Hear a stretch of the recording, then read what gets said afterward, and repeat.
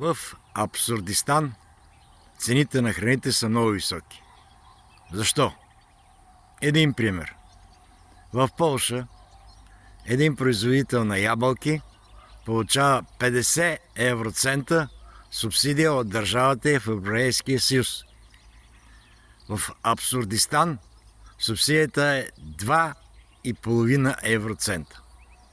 Така е не само в овощарството, така и в млекопроизводството, и в месопроизводството, и в зеленчукопроизводството.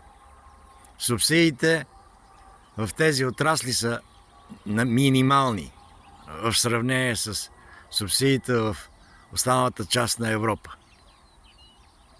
Причините са две. Европейците не искат да субсидираме продукция, която е конкурентна на техните селскостопански производители. Това е първата причина. Втората причина е, че много лесно ще вземеш кешбек от един, който има 100 или 200 или 300 хиляди декара, отколкото от един тъп туземец с 10 овце или с 5 крави.